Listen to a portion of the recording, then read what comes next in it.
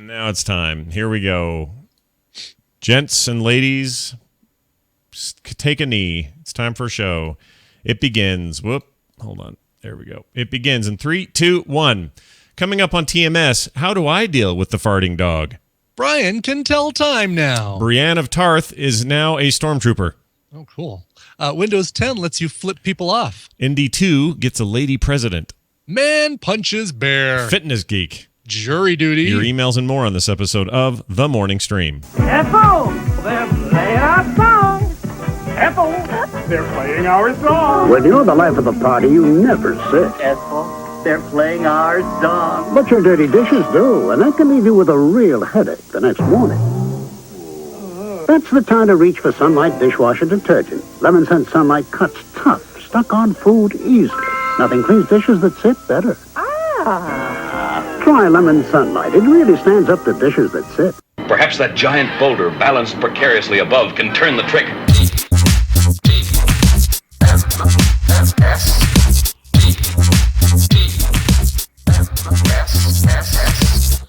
The Morning Stream. My bumhole hurts.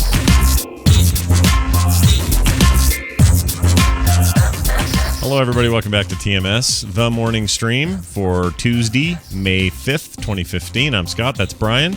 Hola, Scott. We are not allowed to say... Whoops. What happened to my sound? We're not allowed to say the words Revenge of the 5th. No, but we can say Feliz Cinco de Mayo. Perfect. Today is Taco Tuesday for us at the house. Taco Tuesday. Yeah, we're gonna.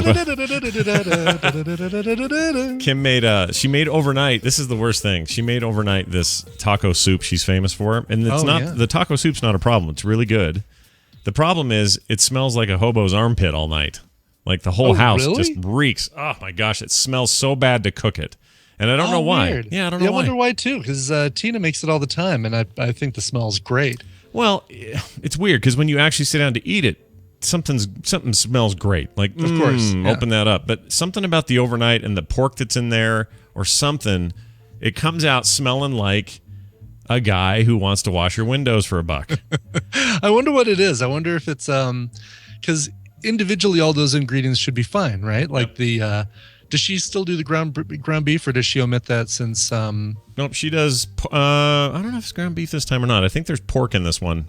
Oh, nice. I'm unclear. Wait, now, which Carter's vegetarian, or was it just Taylor? Carter's a vegetarian. Taylor loves meat. Boy, give her the meat. Okay, it was the other way around then. Okay. Carter's a vegetarian, so what Kim does is a big pot of the stuff for everyone else, and then a little side pot for Carter with just like beans and everything but the meat.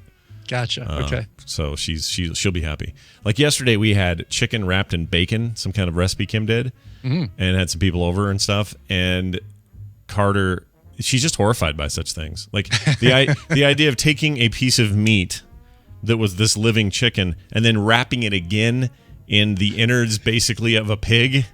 Just she can't deal with it. Right. That just is horrifying. Bacon's the outards too, right? Well, right. That's a good point. It's not like it's the sausage, right? Like, the intestines. Yeah, it's not like the small intestines wrapped around a piece of chicken. Innards and outards. Yeah, we're not that weird here to eat that, but she hates that. But yeah, Kim will always do the two parts. And Carter's pot smells great. I went in there and took a big whiff. No problem. Smells like Cinco de Mayo's all over the town.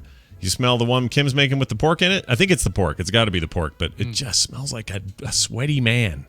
Wow. Yeah, wow. Like a musky, dirty, homeless, cardboard living man. And no offense to them, but that's what you smell like. So, right. Anyway, that's weird. Going on. Yeah, that's good times. Speaking of bad smells, I have another pet request for people. Okay. My dog, Rainer, Jim Rainer, the girl, Jim Rainer. She's great. We love her. Just having a great time with her. She's doing really good. She's learning all the stuff you want a puppy to be doing. She's doing great. And yesterday I had her. She was kind of spazzing out because all the little nephews were over, nieces and stuff. Who, by the way, took the key out of my treadmill and lost it. Oh no, the key that basically you tie to yourself or strap around yourself to make sure that if you fall off the treadmill. Yes.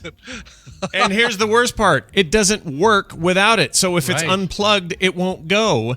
And I don't know where you get those. And I can't just jam a credit card in there, Oh, it's like an actual Oh, bummer. Yeah, the one I have is like a magnet. I think if you put another magnet on there. Oh, that'd be it'll great. work. Dang But, it. A magnet. Oh, what a pain in the butt. It's a huge pain in the butt. So I get up at 6 this morning. I'm like, I'm doing treadmill. Damn it. I'm getting up. I'm doing this. I get down there. I go to start it. Beep. I look down. A little message says, sorry, the freaking safety key isn't here, you butthole. Go do something else. And so I had to run outside today, which was fine. It's beautiful weather, whatever. It was fine. Yeah. But I was so mad because anytime this particular set of nieces and nephews come, something happens to the treadmill every time.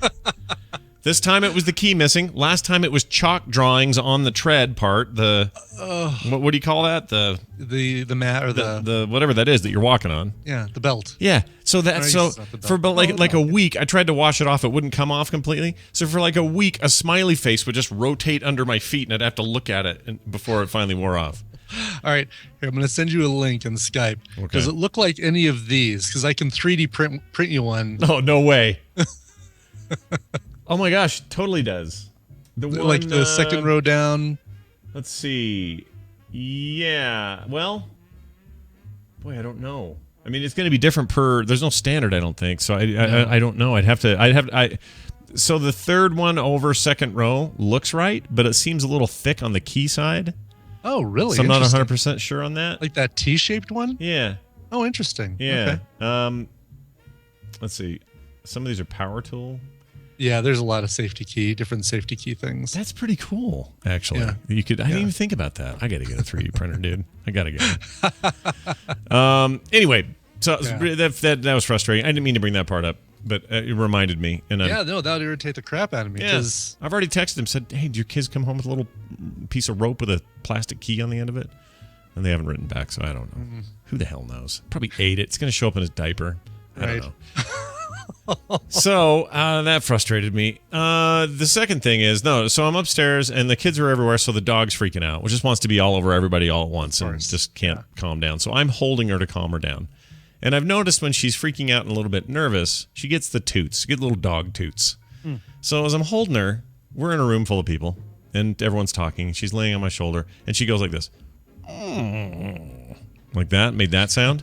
And then you hear that sound. And then the worst possible dog stink fills the room. Just permeates everybody's nose. It's the worst. Ruby, our chocolate lab, still acts like she doesn't know what that noise is coming out of her. Like, she looks back at her butt like, what? In like dismay and shock that sound happened there. What? That's great. That's wonderful. I love that dogs do that. They're the shortest freaking memories, big dummies. They really do, yeah. But she does this a lot, and so my question is, I'll throw it out to the universe. If you guys want to write in about this, what do you do with a gassy dog? Is there something you can put in their food? Is it just a matter of changing their food? Do you what do you do? And I should mention, she only seems to do it when she's freaking out, like when she's excited. Right. That's when she wants to toot. So not just food. It couldn't be food related. You can't give her Beano, little Beano. Can you? I don't know. Is there dog Beano or is man Beano okay? Man Beano is okay. I'm on the there's a great website apparently called canigivemydog.com and oh, no way. Look at this. You're right. Can I give my dog Beano? The answer is not recommended, it says. It says, it's probably not going to help. Explaining the gas. You may be able to determine why your dog has terrible gas. As they naturally shouldn't.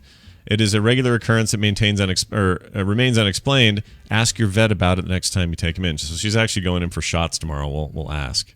Yeah. Or going in for her final rabies. It does seem kind of funny to have to ask the vet, hey, my dog is farting. Could there be something wrong with her? Like, you wouldn't go to the doctor and say, yeah, I've actually had some air come out of my butt in a loud, eruptuous manner. Does that mean I'm dying? Yeah, what does that mean? Eruptuous. That's a great word. All right, so I'm going to give you now some other helpful dog tips because this site is amazing. Here you go. Good. Can I give my dog Prilosec? What do you think? It's like Zantac. It's like just no on that one. Let's find out. The answer is yes. Only if the dog has a proper diagnosis. Let's see, what is this for? Oh, it's like Zantac. It's a acid reducer to help alleviate acid in people's excess stomach acid for humans, and apparently it works for dogs. All right, so the answer is yes. How about this one? Can I give my dog artichokes? Yes or no? Oh, I would say no, because they don't know to just kind of scrape off the food part with their teeth. You'd think. I barely know to do that. I hate those things. It says here, answer yes, in moderation, however, or else you're going to give them the runny butt. Okay, how about this? Can I give my dog a bath with human shampoo? Sure. The answer is yes, but dog shampoo is much better because it doesn't hurt their eyes, it says. Right. It doesn't make them itch either. They get a little dandruffy with our stuff. Oh, interesting. Final Give question. them the Wella Balsam herbal essences. What do you guys do? I mean, you probably have special dog shampoo, right? Yeah, we do. Yeah. We get some Costco jug that works Yeah, I just think fine. we get something similar. It smells like oatmeal. It's really good. Ooh. And then Daisy will run around the house for about 10 minutes like a wheelbarrow, basically like head down on the ground on either side of her face, like just pushing herself along with her feet straight up, like Yep. near. Trying to get all that face Yeah. water off or whatever. Exactly, yeah. Totally Maybe understand. it'll drop in her ear or something that's tickling her, or who knows. My but dog woke me up this morning by biting my ear. Little bastard. Nice. Final question. Can I give my dog an IQ test? Wow, they have everything on this They site. really do. Of course you can. All right. It says here, yes, your dog's breed plays a big role in their inherent intelligence level, but doesn't mean there aren't exceptions. Your dog may be clever regardless. So regardless of breed, you may have a really smart dog, and they say that there's all sorts of tests that you can do. There's a bunch of links here to basic IQ tests. I had no idea. That's amazing. Interesting. There you go. I went to the food page, the feeding page. Can I give my dog sushi? What do you think? I'm going to say yes, but there's caveats like certain fish are going to give them trouble and things like that. Pretty much, yeah. Fresh sushi excludes some ingredients. But if it's reasonable, just from a cost perspective, to want to save this special indulgence for yourself. In other words, be a cheapskate. Don't give them the expensive food. Right. That's yeah. Why would you want to do that? Okay. Avocados is what you want to stay away from for dogs. It's avocado is bad for dogs because it can contain a toxin called persin. Ooh, I don't want that. Persin. Okay. So you're not My getting avocado contains a person. Oh, gross. Nobody wants that in their cheese. All right, I got one more for you, and then we'll move on because I want to hear about your Apple Watch. All right. Can I give my dog mono? What do you think?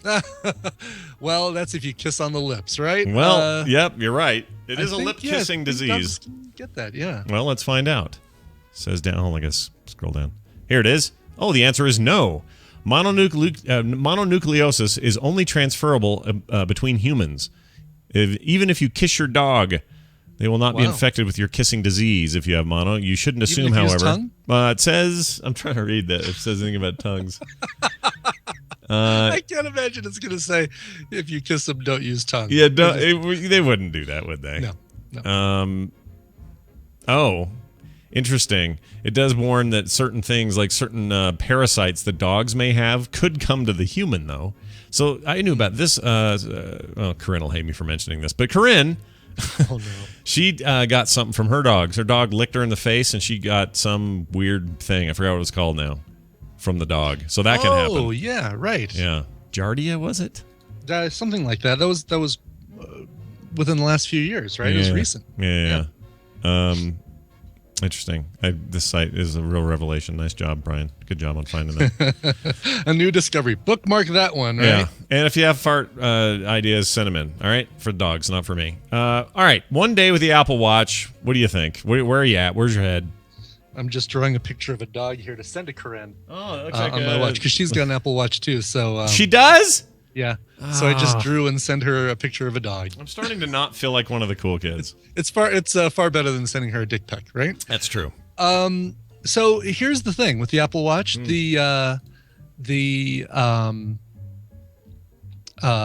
Holy cow, I've lost my train of thought. The reviews, everybody's reviews, I would say pretty much spot on, right? I mean, they said that It's not something you need. It's a nice, luxury, and it does give you some nice benefits. It's slow. I do find myself looking at the little spinning wheel. There's a lot of, the standard apps and things run nice and quick. Like the workout app I've been using a lot, going on the treadmill and doing stuff on there. And it's great as far as like, heartbeat and number of steps and all that stuff. And it tells me, it is kind of funny. Here's a little problem. I'm at a standing desk. I'm at a standing desk all day long. Right. The only time I actually lower this thing is for RAID. Right. And it doesn't know, maybe because I'm not swinging my arms around while I'm standing. I've got them, sitting on my mouse pad. But it doesn't know that I'm standing, and says, after a while, it says, hey, you should get up, walk around, for like a minute, and then sit back down. Oh, so it thinks you're right, because it thinks your standard position is the sitting position because it doesn't know any different. So what it needs you to do is fly like Superman or some other form of higher movement. Yeah. I was telling Tina yesterday, the next time that goes off, I'll just wiggle my arms like I'm walking around or something and see if that does it. There might be a setting that says, hey, here I am standing currently. So you make this your new benchmark for my standard pose. Right. But it does that kind of Fitbit stuff, the Nike Fuel Band, where it measures your activity level all day long and gives you like a little colored gamified display of how you're doing. Now that's all the kind of the stock apps. And like I said, those all run nice and quick and really speedy. When you're installing new stuff on there, and what's really cool is it will automatically install any apps that you've got on your phone that have an Apple Watch component to them. Mm-hmm. It automatically puts them on there. So I, looked on here and I automatically had my Starbucks app. I had my Discover Card app. I had my, Viator travel app, a bunch of stuff like that. Trivia Crack was already on here. So I thought that was really cool. And then I downloaded a couple new games. There's one that is like a word jumble, and then another one that's some sort of spy thing. And I haven't tried out the spy thing, but it looks cool. It makes you look like you're James Bond, with these little radar things on your watch. Nice. But I haven't. But anytime you launch one of those, and Trivia Crack is the same way. Anything that's probably not the stock Apple thing, you see the little spinning white circle for a little while it's pulling it up. So there are some speed issues there as well. The other thing, and it's something you notice the first couple hours you have it, and you just deal with it. You just take care of it right away. But the notifications, you do get a lot of notifications because by default, anything that you get a notification for on your phone, you're going to get a notification for on your watch. And that feeling of it tapping on your wrist is really cool. It's such a nice change from the whole vibrating in your pocket kind of thing. And it's a subtle thing, right? Like it's not you don't feel like you're, how am I saying this? It's not annoying, like, oh, freaking this thing scares me every time it goes off like that. No, it's very subtle, and it's like, oh, okay, oh yeah, my timer's done or whatever. Mm-hmm. So that I really like. Interesting. It's here's the way I'm looking at it, and this is a really easy way to look at it. Eventually Tina's going to want one of these. Yeah. So I've basically bought Tina's for her, which I'm going to give her in 2 years. I like the way you think, because this is how I'd do it too. I would totally do this. In fact, don't tempt me, damn it, because that's where my head goes. Right? It's like, ooh, I could justify this because 2 years from now or whatever. So you're looking at this as your 2-year device, not hey, I'll get another one in 2016. Right. No, I mean, what it depends on. I usually skip a generation with the Apple stuff. Sure. I didn't get the 5 or the 4S. I just waited for the 5. I didn't get the 5S. I just got the 6 Plus. So it's stuff like that where I kind of skip a generation. I never had iPhone 2? No, I never had an iPhone. Yeah, I never had the second generation. Went to the 3, but I also did have a 3GS. Maybe I skipped the regular 3. Who knows? But anyway, if that new 12-inch iPad is real, which apparently it's looking like it is because there's some leaked photos from China. Mm-hmm. I think I may get that just because that'll be a real artist deal. Exactly. For you, that's a no-brainer. Yeah, that's a major like portable sketchbook thing. I think I'm going to do that. But as far as any like outside of the watch, my big interest this year from any of my Apple stuff probably want whatever phone S revision they do. because Sure. I can't help it. I have to. Oh, do see, it I'm here. I'm totally expecting that you've got your eye on one of those new Airs, right? The MacBook Air. Oh no, actually no. Well, the No? new straight up MacBook, the super thin one, Yeah. that's kind of pushed around the category a little bit. Right. It's interesting to me, but I'm still really good with the Pro I have, so I don't think I need that. Oh yeah, no. So for me, it's like if they do a 12-inch iPad and it's this artist-friendly device, that's a no-brainer. Probably a phone upgrade, and that's it this year for me. I don't think there's anything else I want. Now, it may turn out over the next few days when all my friends have their Apple Watches and they're all having a party without me on their watch. I might be tempted, you know? I drew some swords and sent them to Tom, and I never heard back from him, so I don't know if he didn't recognize the phone number that they came from. Oh. Or if some of those swords look too much like like dicks. You know, the last thing I sent was the word sword. Oh, okay, good. I drew the word, wrote the word sword, just in case. Yeah, this is not a penis. This is a sword. This is my penis. It is my own. How's that thing go with the gun? Yes. Here's my penis. There are many like it, but this one is mine. That's the one. All right. Anyway, so keep yeah. reporting back because I'm very curious Will about do. the day to day. You've only had it a day. You know, I want to. Not even a day yet. Sure. But I've been enjoying it, and I 3D printed a little watch stand that sits on my nightstand that the power disc goes in, so it just sits on that instead of being loose on my nightstand. That one's kind of cool. Nice. Are you gonna do any 3D printed accessories for it or anything? Well, just the one I just mentioned. Well, the, outside of that, I mean, like the you're little gonna do stand. like a little. I don't know. What else would there be? There's been cases or like frames you can put on it. I don't want any of that. This for a guy who's been using the iPod Nano in the Tactic case. Oh, right. Yeah. As a watch, this thing is so light and you forget it's there. And you know what? Anyone who's poo-pooing or who's saying, yeah, but the little plastic band that the Sport comes with, you know what? I got to say, I'm surprised at how much I like this band, honestly, because it's comfortable, it's smooth, it's flexible, and it doesn't feel like a cheap Swatch band. Everybody I trust in sort of independent tech reporting are all saying that same thing. They love the band. Everyone loves the freaking band. Yeah, which is good. It's really good, want a good band, right? Totally want a good band. Yeah. Gotta have a good band. Yeah, you can't have a concert without a good band. That's right. You can't have a good band for the concert. You can't have a Trek Nerd segment without a Trek Nerd. That's true.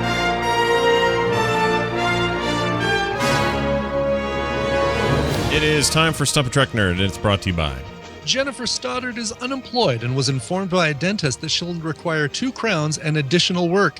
She's looking to the community for some help in supporting her in her time of need to cover the procedures. A GoFundMe is set up at tiny.cc/twincrown. Thank you. I don't think I like the emoticons, like the one that Corinne just sent. No. They're creepy. They are creepy, like a big panting. That's weird. Especially this one that's kind of like got evil eyes. Yeah, I don't feel like he's smiling. I feel like he's going, "Hey, dumbass," like that. All right, Yes, well, what he's doing. what? Daryl, are you there? Hey, yes, I am. Hi. Good morning. How are you? I'm good. Yeah. And did you get the Oreos, or am I the only one with no Oreos? No, I don't have them either yet. Okay. Maybe you and I are today. We'll see if we get Must it. be. I don't know why Colorado gets them so soon, but once again, Colorado with their free pot or whatever it is they got going there. Daryl, let's do this. Daryl, do you care about watches? Is that a thing you care about? I care that they are not on my wrist. I do not want them there. Brian, do you ever bang your watch on stuff? Yeah, all the time. And also, which hand is it on? Where do you? It's on my right hand, and I did the flippy flip thing, right. that the digital crown and the button are on the left side, so it's easier for me to get to. Okay. And that works just fine.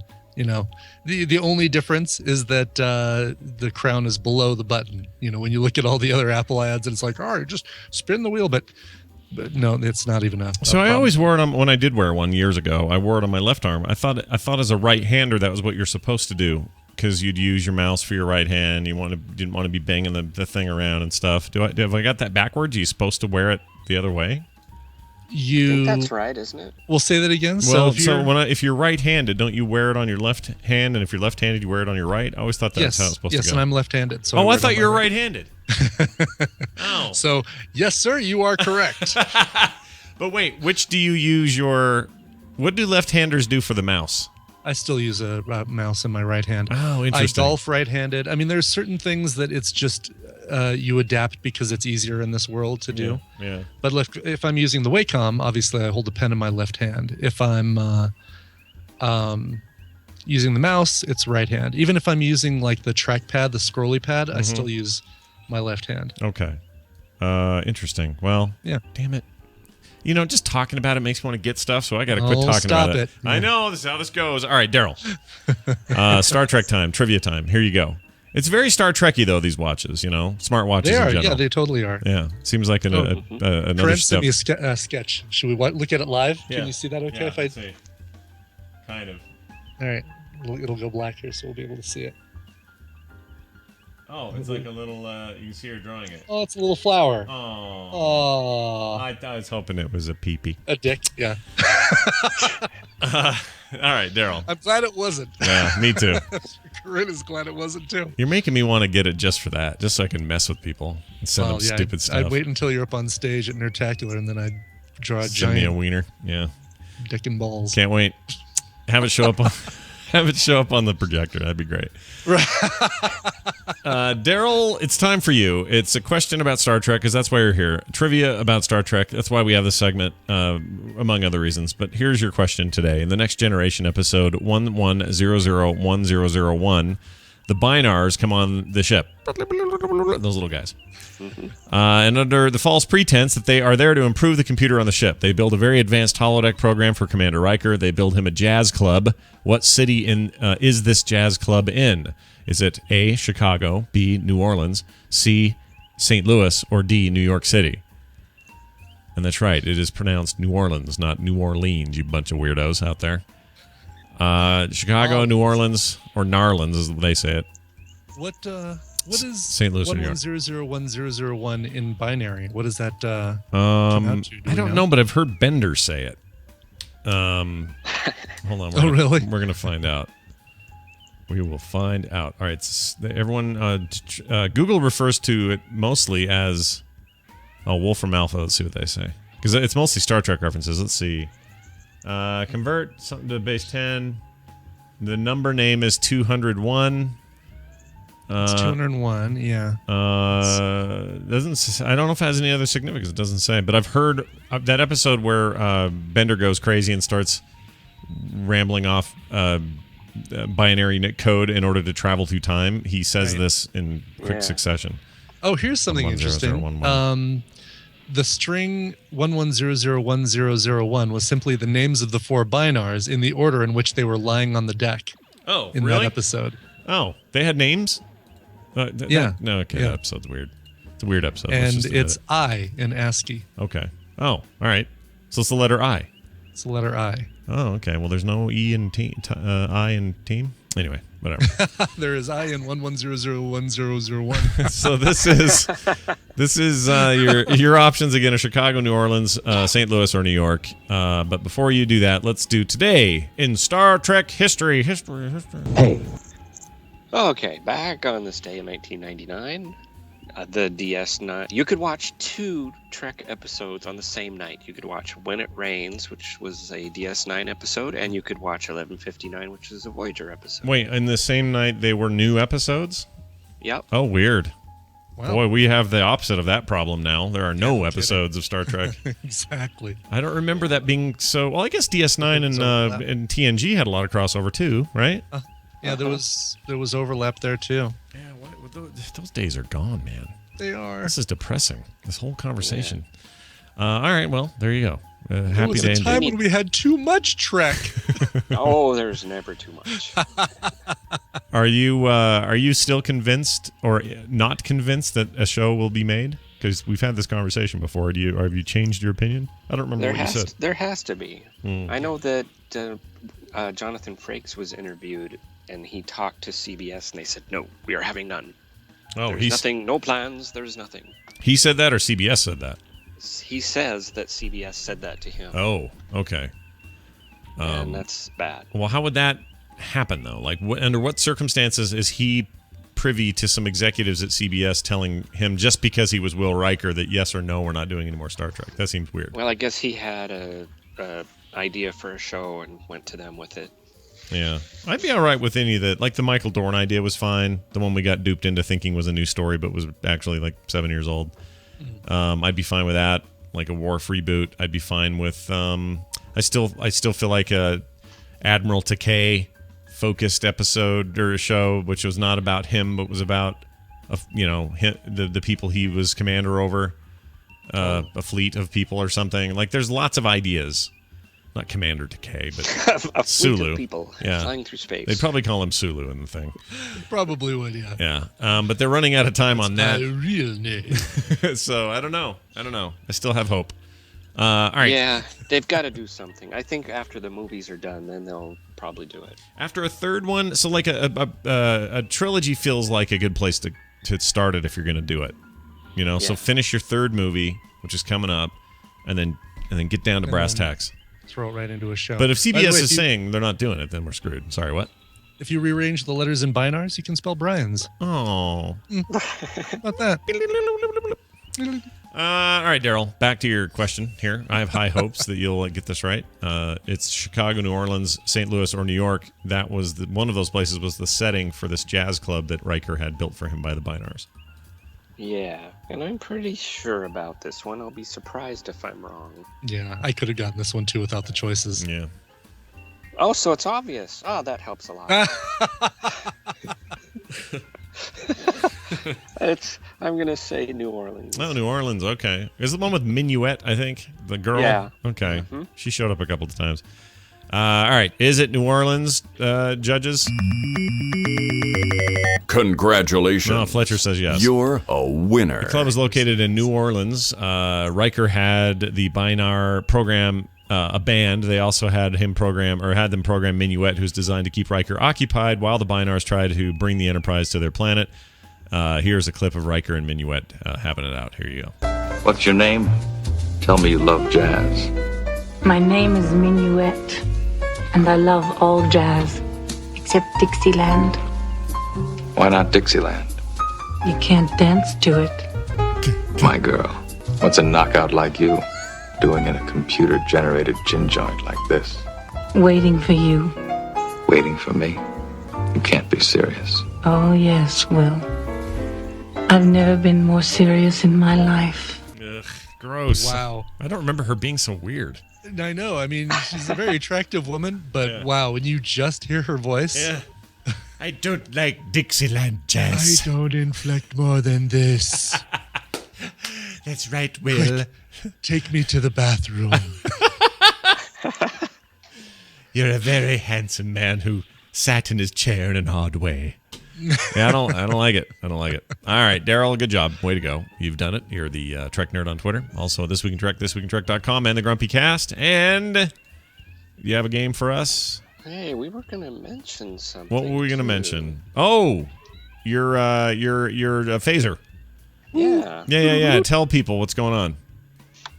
Well, someone was going to put this on a store. I won't mention any names. Someone has been horribly busy, but yes. Yes, I was going to say that. Yeah. They've probably been very busy. Yeah. So for now, they are on Etsy, these phasers. Yeah. And if you go there and search for The Trek Nerd, you will find them. Is that how you find it? Is The Trek Nerd on Etsy? Let's see. Mm-hmm. Etsy.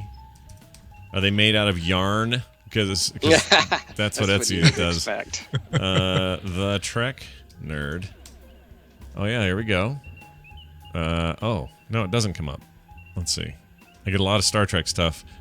No spaces. It's all one word. There's a batleth made out of paper. It's no useful. spaces. Okay, hold on. Well, now I'm going to have to get on here and go look. Trek Nerd. Okay, I just want to make sure we're sending people to the right place. Oh, yeah, that totally works. So if you click the... Yeah, I wish they gave you, custom URLs. That'd be nice, wouldn't it? Yeah. Anyway, there it is. Ooh, look at that thing. Just look at that. You want that. That's what you want, everyone. And they're custom made. Oh, they're beautiful. Go check it out. Maybe we'll make a tiny.cc in the meantime or something. Cool. Yeah, we totally should. Daryl, good job. Way to go. Do check that out, everyone, if you want a handcrafted replica phaser from the original series and hang it proudly on your wall. Set it to awesome. That's what you want to do. Daryl, what is the small phaser pops out of it, and you can aim it around and go zert zert at people. Oh yeah, it makes a zert sound. No, it doesn't. Oh. You have to provide the zert sound. I've learned that the one that used to say zert, if you pushed it enough, here's the sound it made. You want to hear what it sounded like? Here you go. What? It made like that. What? What? All right, Daryl. I should build that into it. Play your little trivia game with us. What do we got today? Oh, okay. Is this? Oh, wait. No, that's MASH. We're not doing that anymore. No, we are not. Was this actor ever in Star Trek? Okay. Geddy Lee, lead singer of Rush. You mean the actor Geddy Lee, right? The singer Geddy Lee. Yeah. I like that you said, was this actor ever in the show? But Geddy Lee is not an actor. I just saw a really great Rush documentary on Netflix. Oh, really? I forgot the name the band played on or some other something. I can't remember. It's really good. I just watched one on Elvis Costello on Showtime that was awesome. Oh, cool. Yeah. I love a good band documentary. Rockumentary. There's a lot of them on that Quello, that the concert channel thing that Nicole told us about. How do you feel about the ones that, I mean, if you really like the musician, I guess it doesn't matter, but do you like the ones where it's like half music and then half documentary? I prefer more documentary to me. I like less of the music. I really like, there's one about the band called The Last Waltz, which was their final concert in a ballroom in San Francisco. I can't remember the name of it, I think. But it's a Martin Scorsese film. It's one of his first, and it's concert footage. It's that concert, but in between songs, there's talk about the band and history, and I love that stuff. I guess I'm torn. If I love the band, I guess I do like that. Well, and if it's well done, I mean, if it's a band you're not as familiar with, it's a great way to say, oh yeah, they do that. Oh, I love that song, and here's them performing it. Like for me, the New York Dolls one, New York Doll or whatever it's called, I love that documentary, but I don't like their music much. So every time they'd play music, I'm like, okay, freaking let's go, let's keep it moving. But I'm really interested in the band. Jackalope says they just added The Last Waltz to Netflix. So those of you who have not seen it, definitely sit down with it, and it will change your mind about the band. And wait till you see all of the special guest stars that come in there and sing with the band. It's amazing. So who is the band? Are they called The Last Waltz?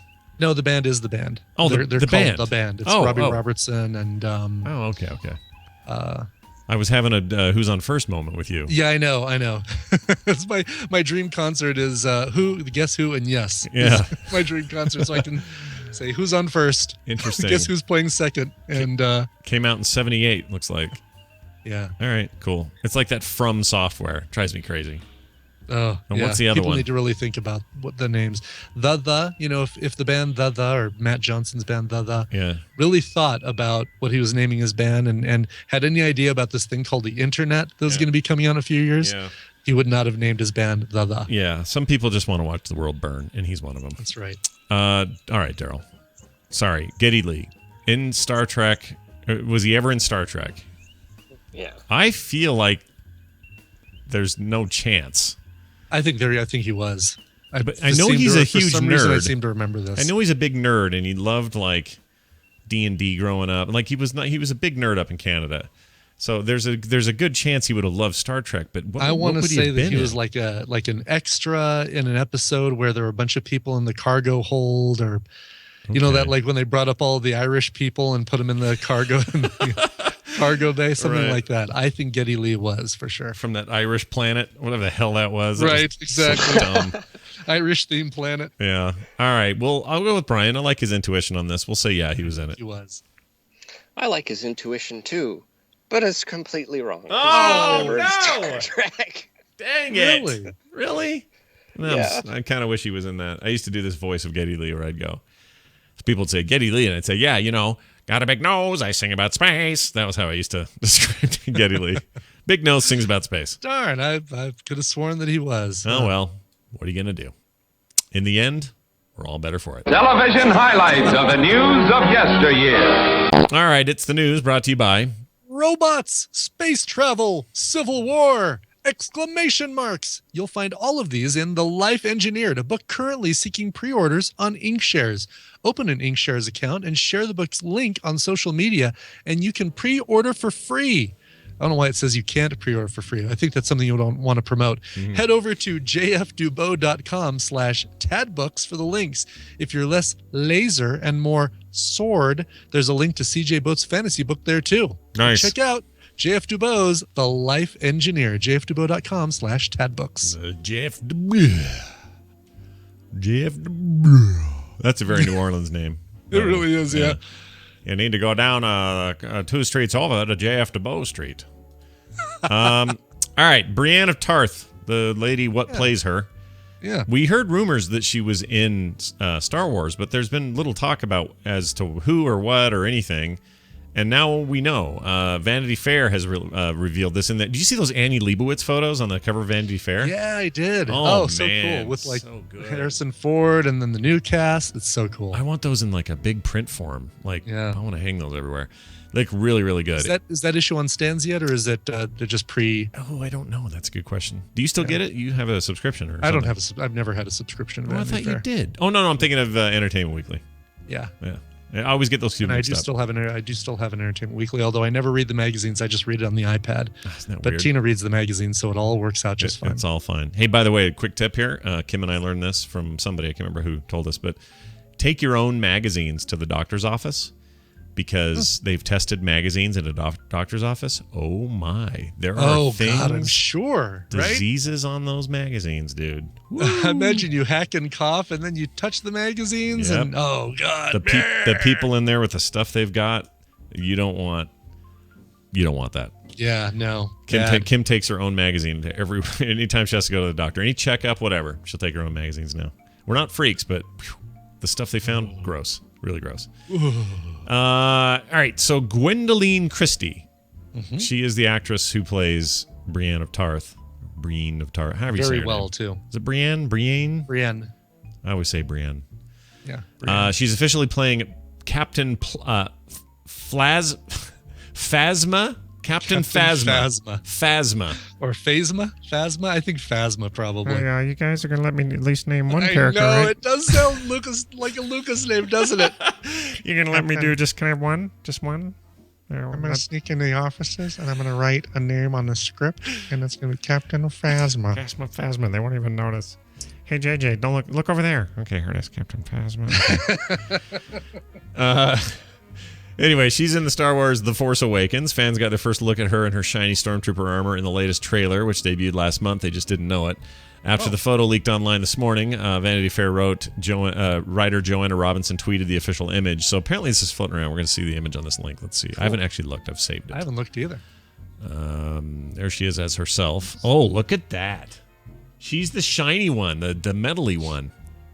The shiny metally one. Yeah. Oh, cool. Yeah, in the trailer. Like the chrome. She's the one walking down that hallway. Oh, Chrome Trooper. There we go. That's great. That is really cool. Oh, We're going to see a lot of those at Dragon Con this year. So I assume Lady Troopers didn't exist. Like, not because of any sexism, but just the way it was in Star Wars. Why don't you go join Joss Whedon over in sexist land? But weren't they all freaking the clone guy? Yeah, they're all clones of Django, right? Or no, Boba. Boba. They're what a stupid idea that was. It was so dumb. I'm guessing that something happens with that because the dude, the African American dude that we see at the beginning of the trailer doesn't look like Boba Fett. So I'm guessing that's either that or they're writing it out. You know, it's possible they're saying that was dumb and we're not doing that or something.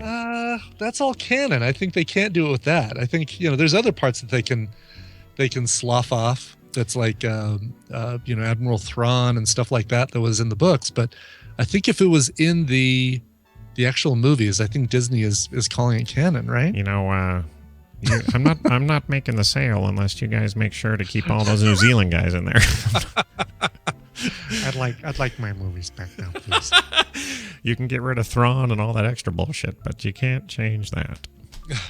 All right. Anyway, she's in it and she's cool. We like her. and I don't know what else this means, except it's very exciting. She's going to bring a lot of intensity to the role, according to The Verge. They believe this to be true. She will play Phasma. She's revealed to be an officer of the First Order. This is capital letters pronoun there. The evil organization formed in the remnants of the Galactic Empire. Christy is also, I guess, bad guy or bad lady. Anyway, we also know that the First Order is allied with the new villain Kylo Ren, played by Adam Driver, who is likely the two what? So it's likely the two characters have a run-in or two when the film hits theaters this winter. I'm sure that's true. Adam Driver's the guy from Girls, right? Yes, right. He's the big, tall, dorky dude from Girls. All right. I have to make sure that we don't get a ton of emails. Yes, I had it backwards. Django was the dad, Boba was the son, and Django was the clone. Yeah, they cloned it after Django. Yes. He was the... Well, what are they called, though? They're called...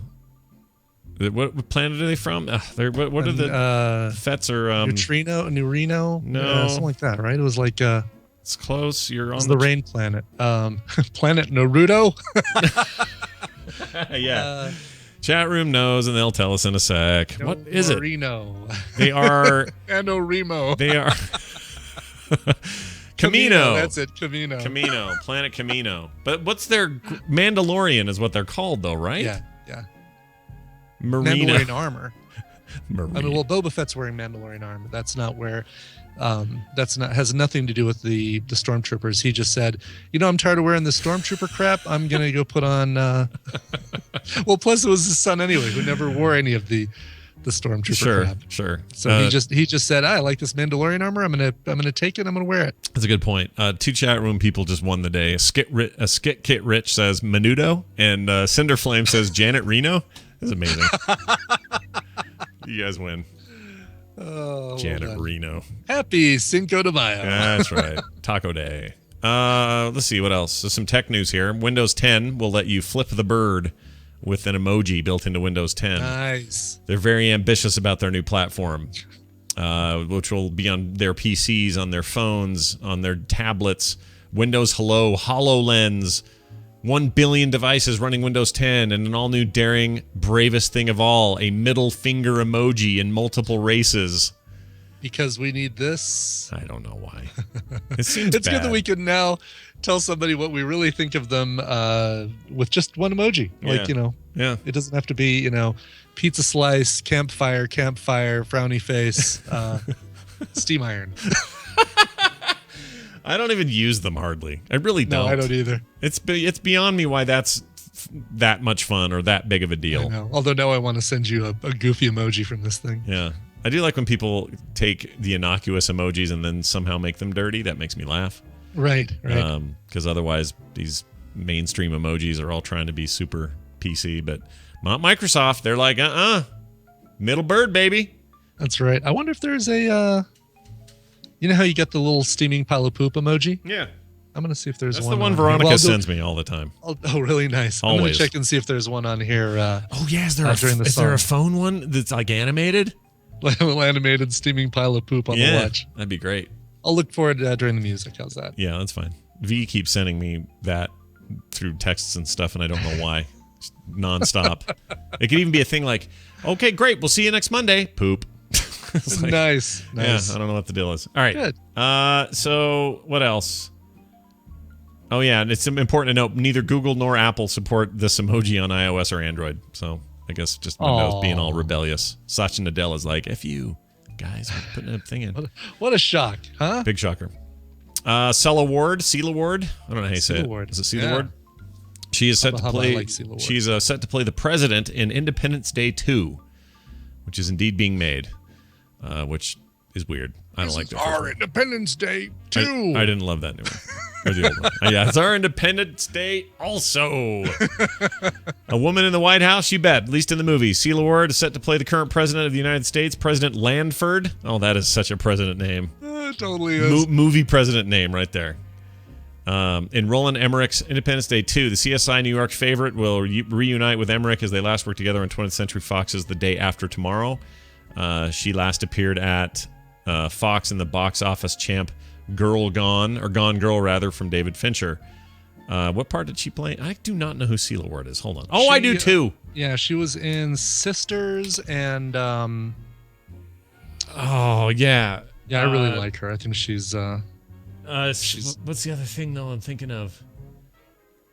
The Fugitive. Fugitive, that's it. That's what it is. Yep, that's right. I used to get her confused with the Clear and Present Danger wife that Harrison Ford had. Oh yeah, no, that was.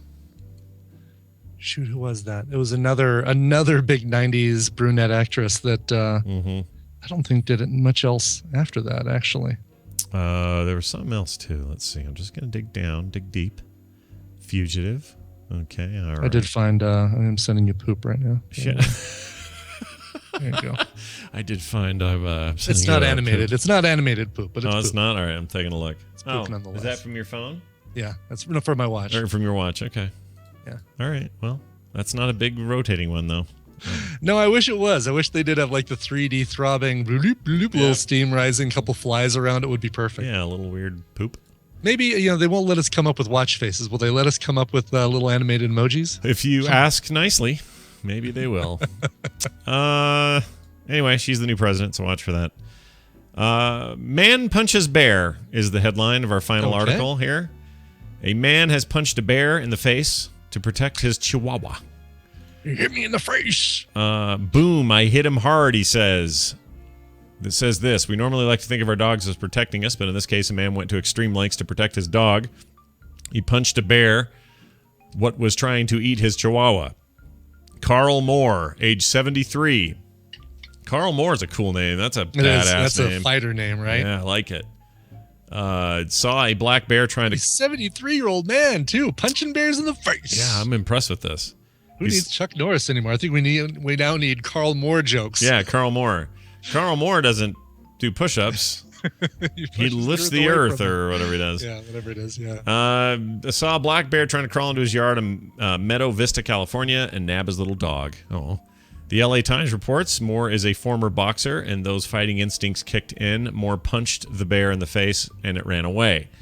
The man or beast that I run from ain't no... Wait.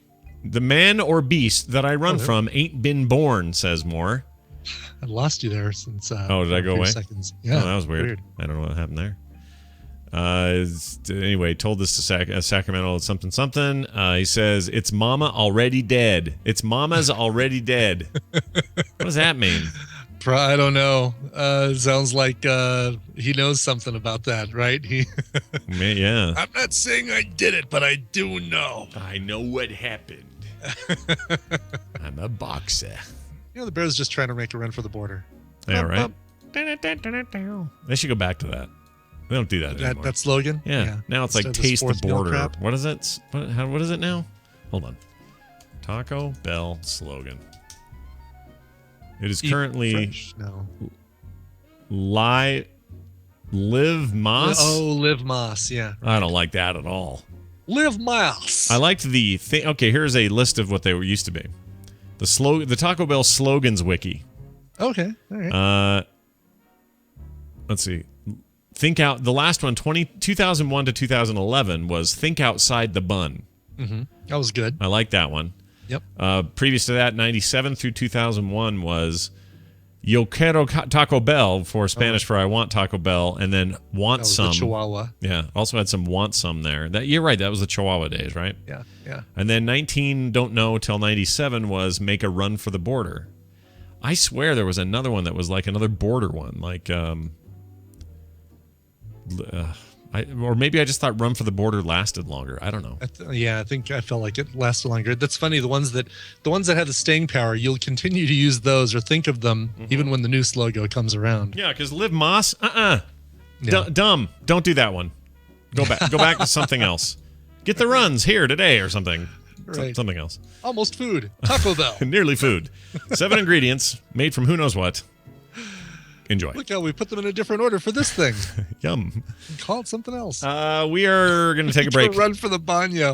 Nice. Striker Rich, well done. Striker Rich is doing well in there. Yeah. Today is his day.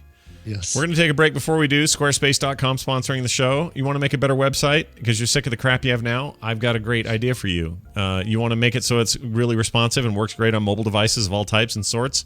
Well, I've got even better news for you. Squarespace.com has you covered.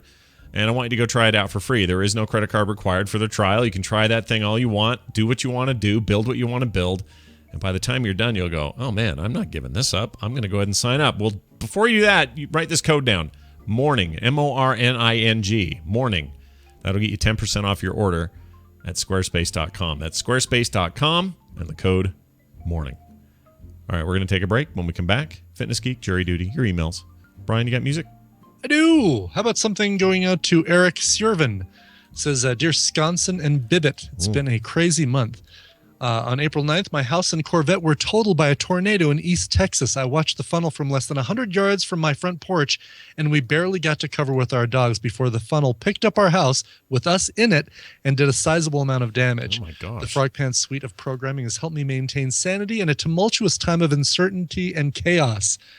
Tusen Tak, many thanks for the wonderful programming you produce and the warm camaraderie that has grown around your community. Slow the flow, yo. Eric Siervin from Texas. Dang, dude, that's intense. No kidding. Being in your house when it gets picked up by a tornado. That is that is crazy. Yeah, you're not playing around there. That's crazy as heck. No, for sure. So the song he requested was Fell on Black Days, and this is sort of a recover. It's an acoustic recover, originally done by Soundgarden. Chris Cornell actually did an acoustic version for the songbook. It was a kind of like an unplugged Chris Cornell Unplugged album. This came out in 2011. The whole thing is good. I recommend the whole thing. This one was recorded live at the Keswick Theater in Glenside, Pennsylvania on April 10th, 2011, and it is Fell on Black Days. All right, here it is. We'll be back in a minute. Don't go nowhere.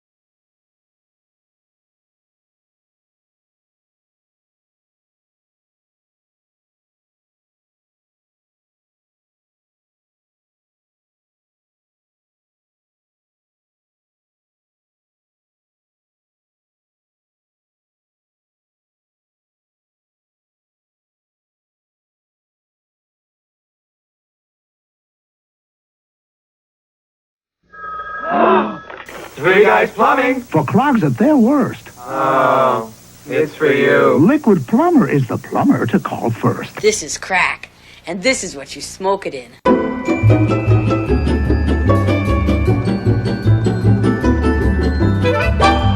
This is the morning stream. That's some sweet weed, man.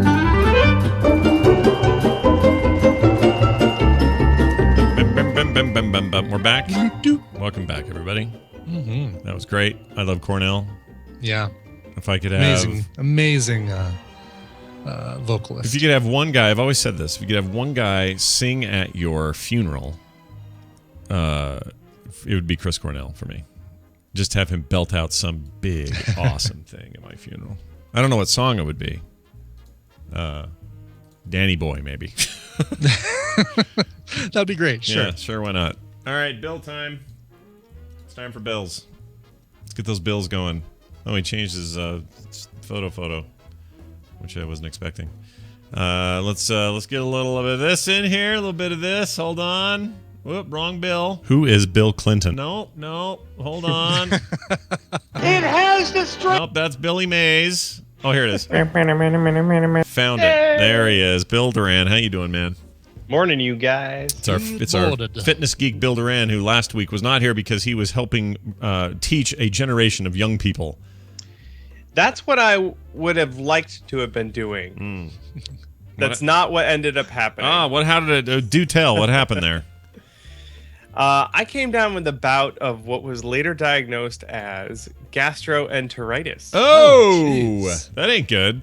Not even a little bit. That's like a norovirus thing or something, right? Like, oh wow, really? A viral infection in your intestines. Yeah, those can be bad.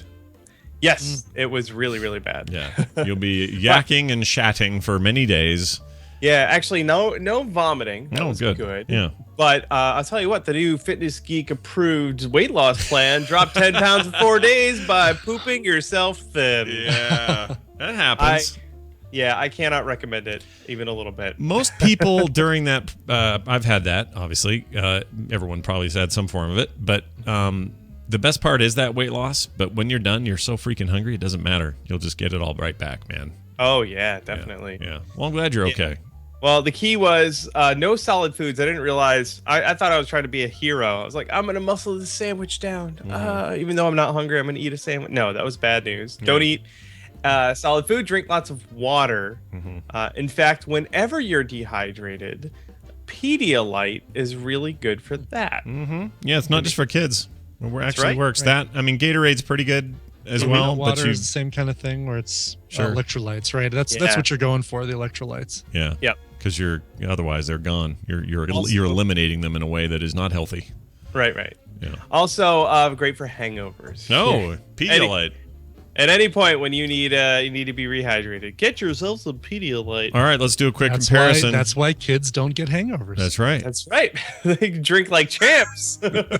Let's do a quick comparison on everyone's vomit record. I got a little Seinfeld record going. So I have not yacked since 2005, July of 05. So I'm coming up on 10 years. Mine is well documented. Yeah, yours. We know when yours happened pretty recently. Last year. Mine, previous to that, was 98. And before that, I don't remember. So I feel pretty good about only yakking twice in nearly 20 years. It'll be in 2018. It'll be 20 years. Yeah. So, Bill, how are you doing there? I did throw up a little bit last week. Oh. Just a little bit. So, yes, you're winning. I'm winning 10 years. Not that there weren't times where I should have. I just don't. I hate it so bad. Anyway, that's got nothing to do with fitness. It has everything to do with being gross. So we're now going to talk about fitness, which is not gross. It's good for you. What's happening this week? A quick aside. Did you guys go take advantage of free breakfast at Taco Bell today? What? No. I didn't know they were doing that. Cinco de Mayo. Oh, I didn't know they did free breakfast. What do they give you? I don't know. I didn't look too deeply into it because I was not at all enticed by their new offerings. Yeah. The only breakfast thing they make that's decent, in my opinion, is the Crunch Wrap, the breakfast Crunch Wrap, which is like, bacon and hash browns wrapped in a tortilla, or eggs and bacon and hash browns in a tortilla. Well, let's see what they said here. Taco Bell customers are welcome to a free biscuit taco See, just those two words is a problem for me. But anyway, taco, a free biscuit taco with a choice of bacon or sausage on May 5th, aka Cinco de Mayo. I think we used both biscuit and taco in high school to refer to women's bits. Yeah, exactly. I like that. It says not all day. It ends whenever they end breakfast. So anyway, if you didn't get it, you're too. So late. no lunch, no free taco at lunch or anything. No, but it'll probably be the two same ingredients you ate in the morning. It's fine. Mm-hmm. Don't worry about it. I'm willing to bet though, if you show up at noon, they're gonna have extra biscuit tacos. Yeah. And they'll probably just give them to you. Yeah, they're gonna give them to you and the pack of dogs that comes after you. So don't worry about it. I feel like they're trying just way too hard with this whole breakfast thing. I don't know. Do you? Okay, so that's a good question. I've always wondered this. There's restaurants out there that make sense for breakfast. You know, an IHOP is all about breakfast. In fact, it's the other problem where they're having breakfast available all day. You know, every day. Denny's is the same, and others. But when you have a restaurant like, restaurant in quotes like Taco Bell. It doesn't really lend itself out of the gate as a breakfasty kind of thing. You know, at least McDonald's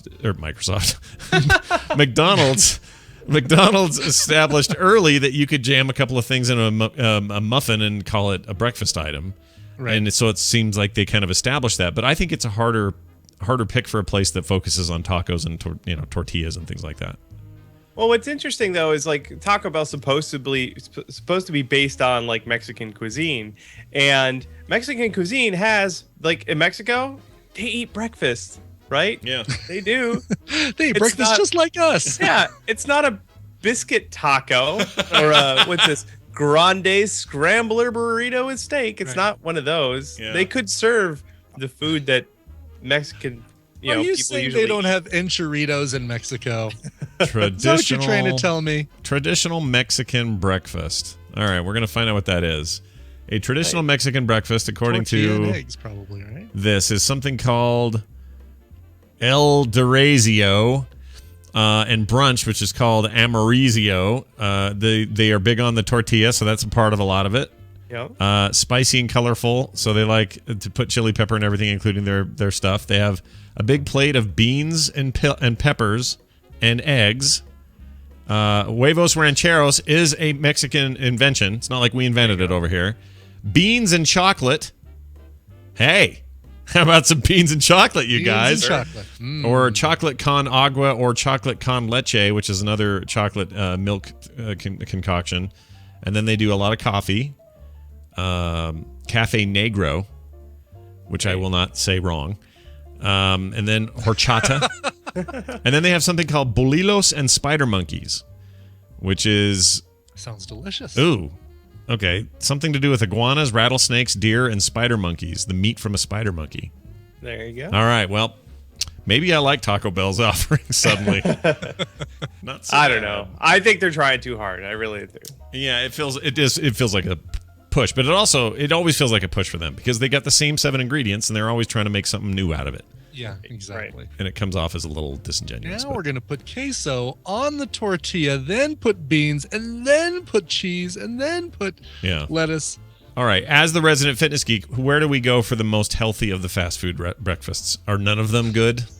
It's really hard. The problem is that most breakfasts, especially in America, are carb heavy. Yeah. Because you got your biscuits, you got your hash browns. They're all fried.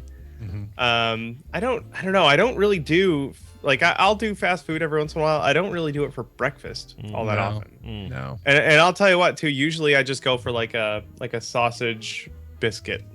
It's usually what I go with. It's nice and simple. Yeah.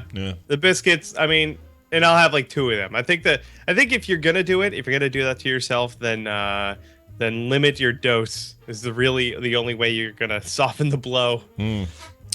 Two sausage biscuits. That'll do it for me. Do you? This is back to you being sick again. It just occurred to me you were sick the exact same time my wife had the exact same thing. Oh, goodness. And 2 or 3 other people I know that rarely get sick all got it, and then the people I know who are always sick never didn't get it. What do you think that's about? Because you don't get sick very often. No, usually pretty good. You get a little crud. Croncud? You know what? I've been Concrud. to half a dozen conventions this year, and I have yet to get cotton crud. Instead, you got it. I'll bet your cat, that fat freaking cat of yours, gave you this thing. I'm telling you, man. He wasn't. I'll tell you what. He wasn't peeing out his butt.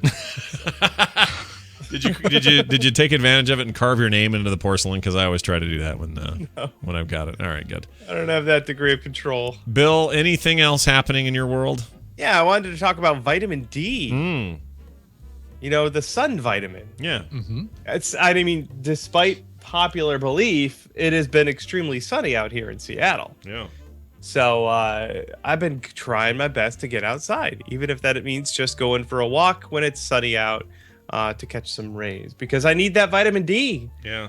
How that works is, people, so you know, the vitamin D isn't coming from the sun.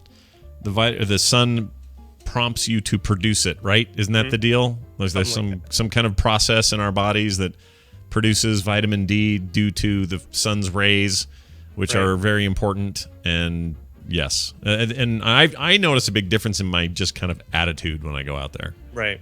So well, as the stereotypical nerds and dorks that we are, sometimes you'd be surprised how easy it is to develop a deficiency in vitamin D by not going outside. Even if you are like lifting weights a lot or exercising a lot, or if you have a treadmill and you just do all of your exercising indoors, you may quickly start to realize, oh my goodness, I haven't seen the sun in weeks. So I'm here to recommend everyone just goes ahead, takes a look outside. Yeah. Go outside for a little bit. Yeah. Turns out you need it, and the supplements don't exactly do it. So go out, be out. Yeah. Yeah. Most of what I've read, a combination of the sun, food sources, and supplements are the best way to make sure you're getting enough vitamin D. It helps. There's a lot of things it does for you. It regulates absorption of calcium and phosphorus, and it facilitates normal immune system function. But it also reduces the risk of multiple sclerosis, developing heart disease, and developing the flu. Yeah.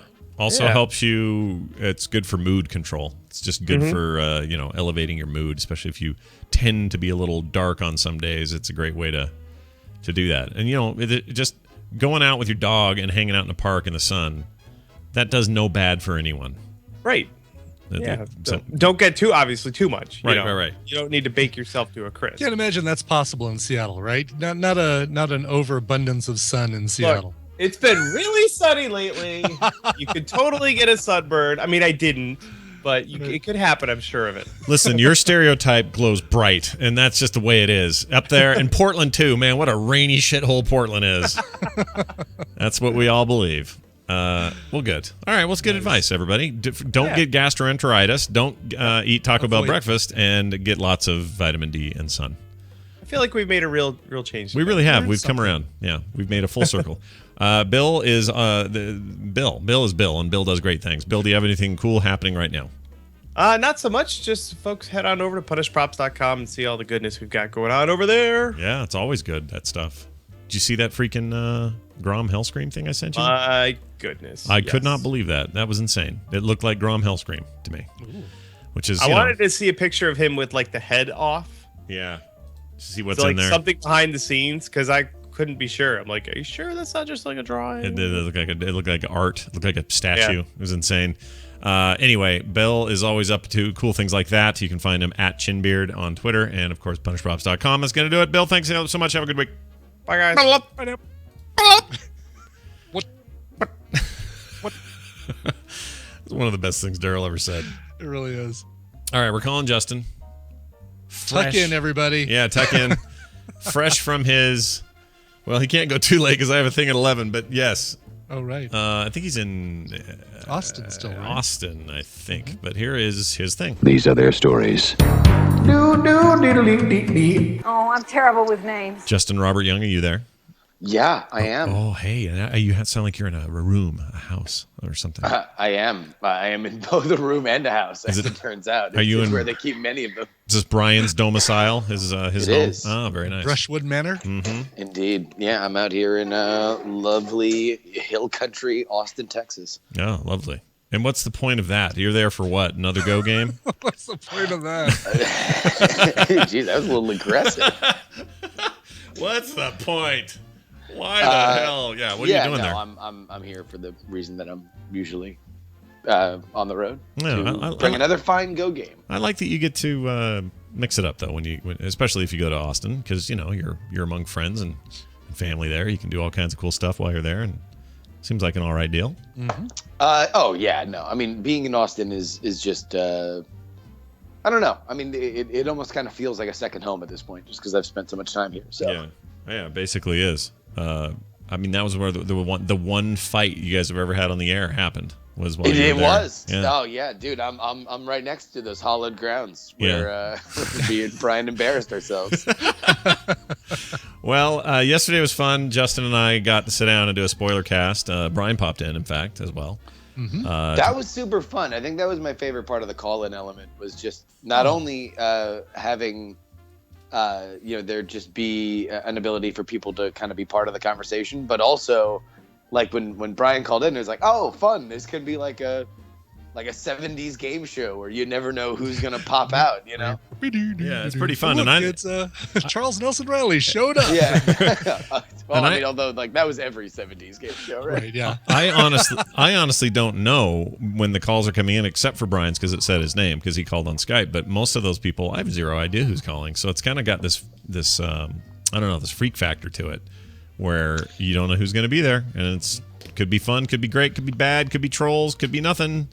I think we should try to do another one, even if we don't have a movie soon, and just try to do one where it is just us. We're just taking calls. Yeah. Like just for 45 minutes, just to kind of see what it is, or maybe we bring in some like overarching topic, like Game of Thrones. What do we think so far? Yeah, kind of thing.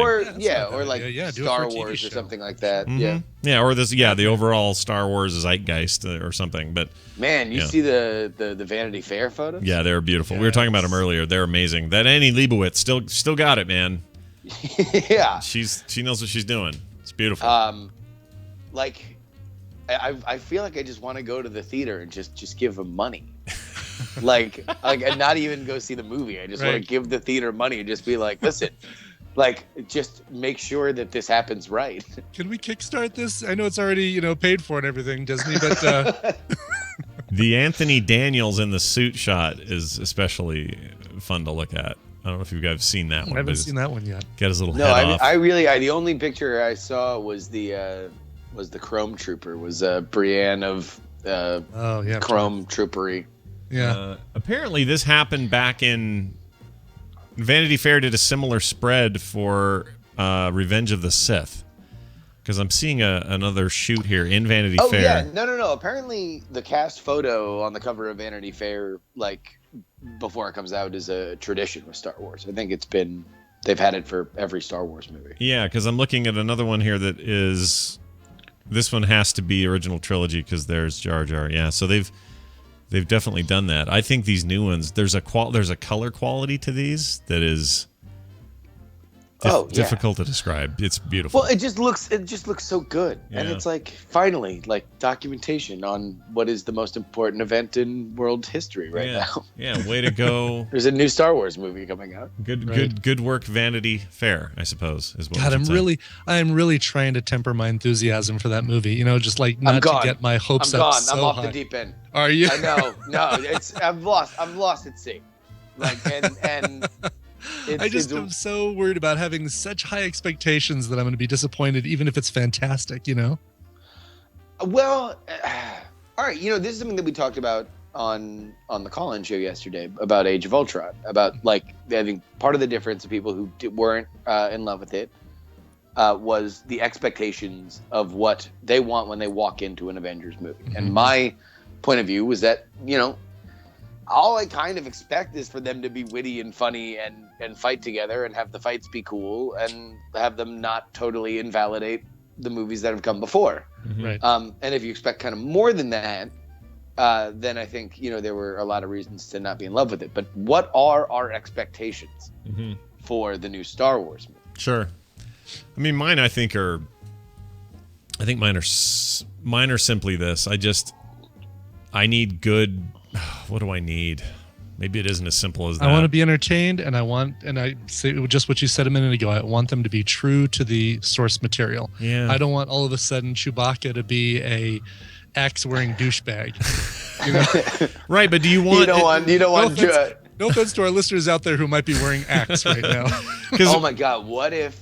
All right, so here, if we're talking about nerd rage moments, how much do you think we will have to like just pick up the rubble of the society that we once lived in if Chewbacca talks? Oh, good Lord! Geez. They can't. They already had him do Tarzan in Jedi. They can't do that. They can't even do that again. No, but if it's like, and he's voiced by Taylor Swift. Oh, that'd be like the first time you heard the Hulk talk.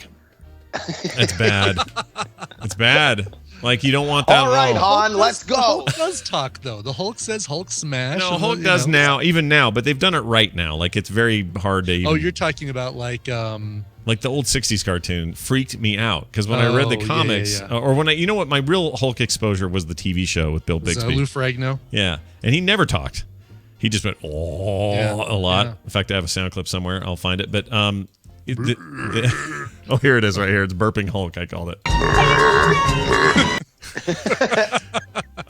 But anyway, that was my exposure, and he never walked around going, all right, let's go, Hulk angry or whatever. It didn't do any of that. So to me, when I started hearing that, I went, oh, that's not good. That's a weird thing to do. Well, to me, that would be so much worse if Chewbacca suddenly started speaking. Oh, that's a terrible idea, dude. Terrible. Oh, man, no, that is among the world's worst.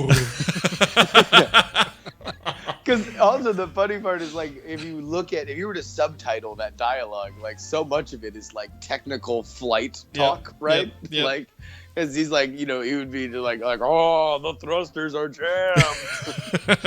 Flaps up on the right wing. There is one real chance of a problem here, and that is that we are going to approach this as people who have this in our past, and it's so shaped us as people that it doesn't matter what they do. It won't live up to anything, and I know that sounds trite and easy to say, but think of it as like, I've done this before with like, all right, a video game I loved on the Nintendo Entertainment System. Man, what a great time. I'd spend hours playing that. Pick it up now, and excited, and I see it, and then it loads, and I'm like, oh, this isn't great. Or it's like your home, it's like when you were a kid, your favorite playground. I did this thing where it used to be, to me, in my head, was a wonderland of excitement. The greatest place you could spend as a child. And we went out there with my kids to show them where I grew up and show them my old elementary school and show them where the park was, where this jungle gym was and all this stuff.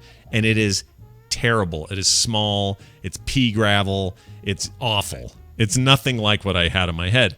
So there's always going to be this. There's no way for us to avoid that. Well, but at the same time, the challenge of making a Star Wars movie is really fairly simple. And we discovered it with the prequels. Just make them fun.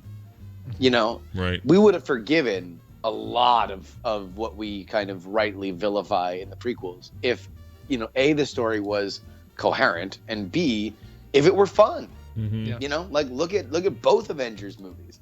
That story is not exactly coherent, and a lot of the character motivations are kind of really weird.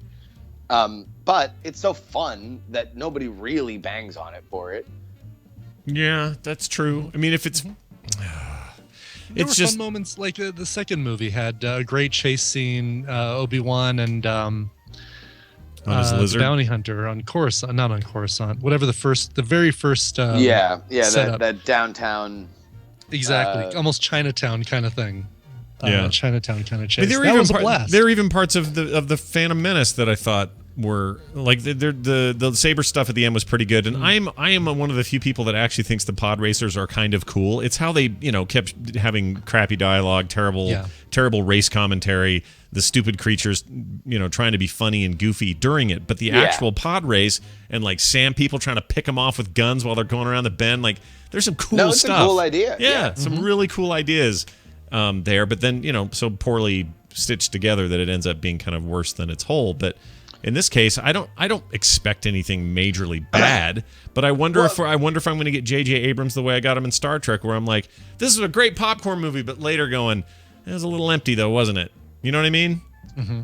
That's all I'm saying. I mean, I think you would have to kind of expect that as the baseline, right? Mm-hmm. Like, for sports fans, there was this terrible boxing match over the weekend, and it was like one of those things where people are like, oh, you think Floyd Mayweather's going to lose? And it's like, no, he never loses. So you just kind of have to the expectation has to be that he won't. And in the same way that, listen, we're in love with J.J. Abrams, what we've seen for Star Wars, but and I certainly hope it's his best movie, but at the same time, you kind of got to expect it to just sort of be a mediocre J.J. Abrams movie, which even at that point, I'm pumped. I'm pumped for a mediocre J.J. Abrams version of Star Wars as the worst case scenario. Well, okay, so you're both over the moon and all in on this, but also you seem to you've got an approach that is lowering, some realism, which I think is probably a good idea. That's just hard for me to balance. It's hard for me to balance my hype with my realism, Well, I mean, at the same time, I will be devastated if it is worse than what I think it will be. They've already set the bar low with the prequels. If it's better than the prequels, I think we're already off to a good start. And it can't be worse. It can't be worse than the prequels. I mean, come on, right? That's impossible. Right, exactly. Although this is exactly where we were before episode 1, except the refrain was you can't make a bad Star Wars movie, right? Yeah. It's impossible. You can't. Yeah. And then episode 1 came out, and we're all just oh. Yeah. Yeah. I think they know. Here's the thing. I think they know what didn't work about the prequels, and there have been meeting after meeting after meeting with the producers and the directors and the actors saying, okay, let's lay it on the line. Here's what the general audience, not just fans, not just people who've grown up with this, but here's what the general audience didn't like about the prequels. All we got to do is not do that, and we're good. Yeah. Well, but also so much, this is what I think I was trying to get at before in terms of it being a fun movie. It's not that a fun movie doesn't have fun parts. A fun movie is cohesive and leads you from one scene to another to where you have just an entirely fun experience. And if there are sagging, listen, a bad movie has fun parts in it. A good movie has some slow parts, and that's kind of the difference. Mm-hmm. Right. It's true. I suspect when we talk on the other side of this, that we will all have come to some mixed conclusion that is better than it'll be good. It's not like we're gonna be on the other side going, oh, that was terrible, what a total misstep or whatever. But I don't think any of us, if we're being realistic, are going to be able to look at it in the same way we did when I was 8 and you were negative whatever and Brian was 8. And, when we saw these things for the first times and they just shook our very beings. I don't know that can we do that anymore as over 30? I don't know if that's the draw for me. I don't necessarily want the experience that I had when I was 8. I want the experience that I have when I watch Empire now, or New Hope or Jedi now. If those movies, I can give you story, plotting, character reasons why they're great, and it's not just nostalgia. It's not just I saw it once when I was a kid. Yeah, that's a good point. So it's I think I just want more of those type of stories in that universe, and the idea that we're gonna get one of them a year forever is so delightful. Unless this movie sucks, and then it'll just be like a drill bit to our forehead forever. Yeah, and that won't be as fun. I wonder about this. You're right about Disney's intention to do one of these a year forever. I think they see this as just the ultimate cash cow till the end of time. It's a little bit weird that it's kind of sinking into me that I'll probably die before they stop making yearly Star Wars movies. Do you know what I'm saying? Think about it Way that to bring the laughs on a morning show, Scott. Jesus Christ. But no, think about it. It's that long. They're going to be, it'll be 2050 when my son is 50. Oh my gosh. And they'll still be making them. And I'll be dead. Sure. I'll be gone. Harrison Ford long gone. I mean, maybe we'll all be in the singularity doing Nerdtacular forever. Could be. Well, that sounds like fun. Let's make that happen. Yeah, dude. Yeah, whatever. The bottom line, J.J. Abrams says that his entire career is based on this titular moment in his life where he saw Star Wars for the first time and said, I'm going to make movies.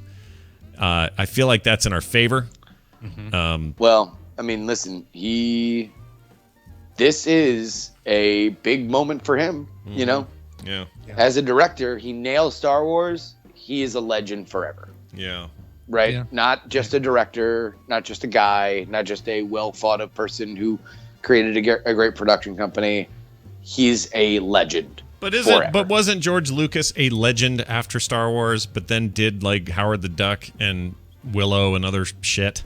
You know what I mean? And then he did the prequels and literally ruined or tarnished an element of his own legacy, and he's still a legend. Yeah. If he walks into a room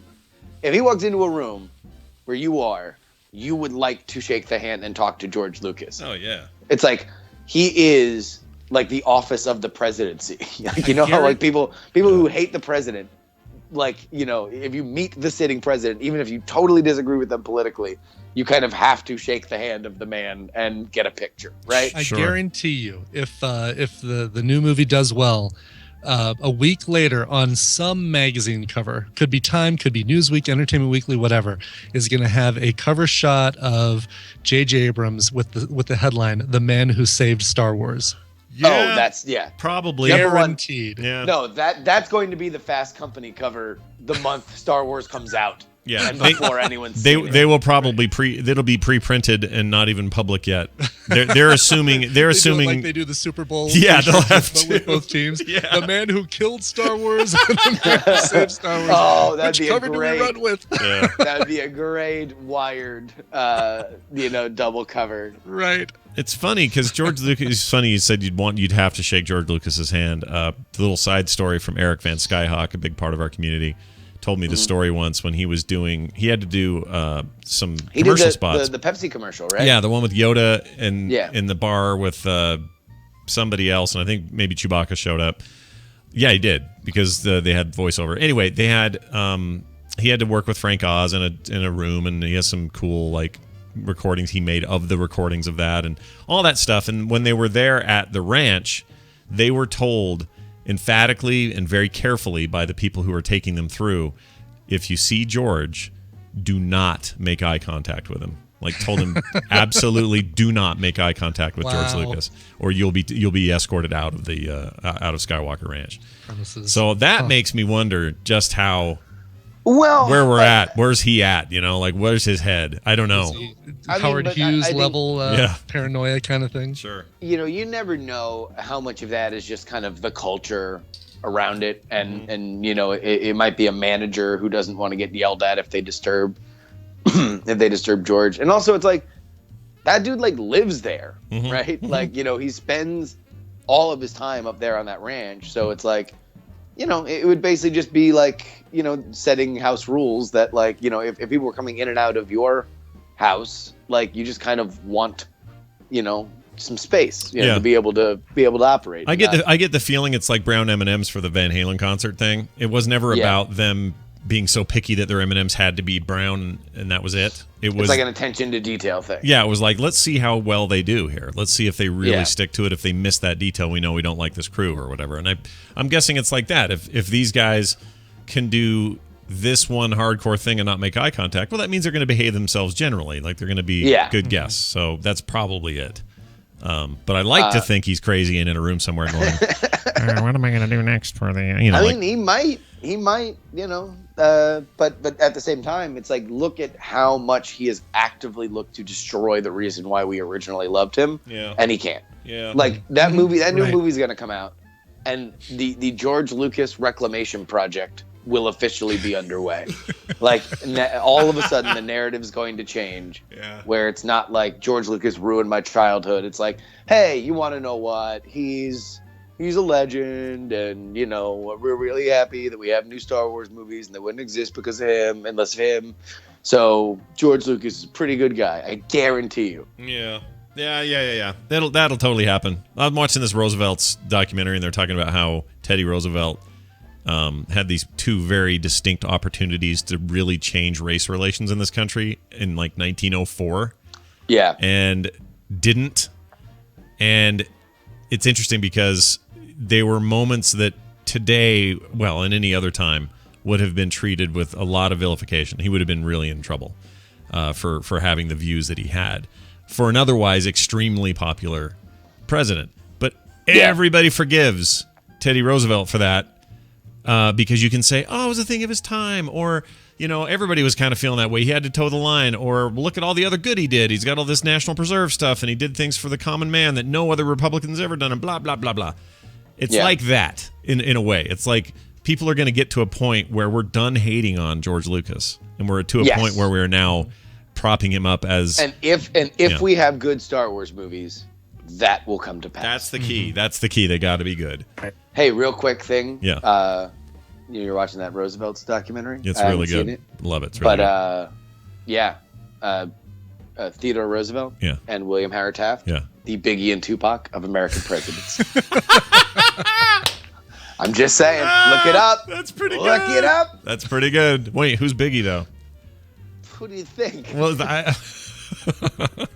I assume it's Roosevelt. Huge dude. Was Taft the Biggie? Oh, okay. Dude. I thought hell yeah. personality-wise, I would have gone the other way, but maybe I don't have. Oh no, Roosevelt he's more the hothead. I guess so.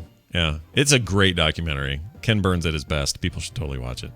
It's fantastic. You guys should check out the. I started watching a Frank Sinatra one on HBO. Oh, I heard that was really good. Multi-part thing, right? Like it's like 4 hours. Yeah. But if you're, I'm like kind of a Sinatra junkie, so it's very, very friendly to him. Mm-hmm. It has like some pretty good warts and all stuff. Mm-hmm. But it is still like from like the 90% of the people that are talking are his like friends and family and stuff like that. Oh wow, that sounds great. But it's well done, and it's Alex Gibney who like also did the Scientology documentary like 5 minutes ago. Like that dude just makes 50 documentaries every second. Well, he's really good, that guy. Yeah. Big documentary fan here, as listeners already know. Well, there you go. It's Star Wars in a bucket, everyone. Look forward to it. It's coming up soon. While you're there, I assume tonight, Night Attack from the office there, from the studio. Oh yeah. Night Attack tonight, and probably we'll be doing a little, the number one Hearthstone streaming and relationship advice show, Hearth and Oats. We'll kick up after the show. Nice. Amazing. I have to tune in for that. Also, a reminder, we did put up that new spoiler cast episode, which you can find at frogpants.com in the podcast section. So if you want to go find that latest episode, subscribe to it on iTunes or wherever you get your podcast. That's up there now. We took live calls. We talked about Age of Ultron. And even Brian Nibbett popped in to give us help. Yeah, dude. I'll sneak in whenever I feel like the audience isn't sick of me. I'll happily pipe in on anything going on. I thought it was so fun, and it again it kind of reminded me of like radio shows or whatever. I used to listen to like Howard Stern or Opie and Anthony, and somebody famous just randomly called in. Bert like Convy happens to stop by the studio. Yeah. Like I remember because Opie and Anthony back in the day used to have such a great rapport with stand-up comics that comics are driving from one place to another a lot. So you would just get, the Louis C.K. just like calling in randomly. And it was always just like, oh, it's so fun. Yeah. And how I felt when David called in. Yeah, it was good. It was really fun. So we'll be doing more of that. Watch for that. Justin R. Young on Twitter and all over the damn place. Yep. I guess that's See y'all it. later. Have a fun time down there. Thanks, Jerry. We'll do. Bye now. Everyone turned all country, suddenly. Yeah. All of a sudden. By the way, thanks, Jury apparently sounds just like Hey Siri to my iPhone. Oh, good. Good job, Siri. Once again, nailing it. A quick note before we get to this email and this phone call. Speaking of shows, so today, right after the show at 11 o'clock, Terpster and I record our first episodes of the reboot of Hypothetical Help. Woo-hoo. If you are interested in that, want to submit your own calls and all of that sort of stuff, you can, and support us, because we are going to do this one not for free. We're doing this for people who want it, and there's hopefully a bunch of you that do. The first 3 are sponsored. After that, it's up to the audience. You can find it over at patreon.com/hypohelp, Hypo help. So Hypothetical Help for short is Hypo Help. And help us out. Support us. Be there. Nice. Brian, it's an email and a call, and it's brought to you by The Figures Sold Separately podcast with Matt, Ken, Renee, and Jimmy. Check them out each week as they cover the best in geek and nerd in the most hilarious and NSFW way possible. Get it on iTunes, your favorite podcasting app, or head on over to fsspodcast.com. All right. Sounds good to me. Cool. Let's provide people with an email here from John. John wrote in and says, "Hey, Scott, I was a little shocked at your surprise at the police raid on Daryl's house." He spelled Daryl wrong. That's okay. That's right. He says, have you not been paying attention to the news? Police are busting down doors and breaking into all kinds of houses, shooting the wrong people, killing dogs, burning children in their cribs with tear gas canisters. They are shooting unarmed people in the street. We live in a police state now, and while I understand if you don't want to talk about it on your comedy show, your surprise that it could even happen is somewhat shocking to me. All right, John. On the hyperbole meter, yours is cranked up just a little bit. Yes, there are some problems right now happening across the country in various places with police and their relationship with the people that they are there to serve. Right. To blanket that and make it sound like every cop everywhere is part of a quote-unquote police state is not a fair assessment and not accurate. So I think it is right and good that people should be outraged and upset about wrongdoings, whether they happen with any kind of authority, let alone police work, obviously. But it is absolutely not fair to blanket that entire profession with this idea that they're all up to no good, that they're all up to killing babies, dogs, and shooting people for no reason and breaking into people's houses without warrant. It's just not true. So, let's take it down just a notch is all I'm saying. Yeah, I want to make sure that we do say, there is, it's not like we're saying that stuff doesn't exist. It absolutely does. And there needs to be monitoring of that and what's the word? Disciplinary situations with that. Absolutely. Justice needs to be served in that case. Absolutely. Right. Like, I don't know. I'm not going to pretend to be an expert on what's happening in Baltimore right now because I'm not. Right. Yeah. But from what I can tell and from what the news people are the worst, by the way. If you're watching 24-hour news networks, they're it's terrible. alarmist central. Not even that. Like CNN. Mm-hmm. I was so irritated by this, and I hear Jon Stewart had a good thing about it. I need to find it.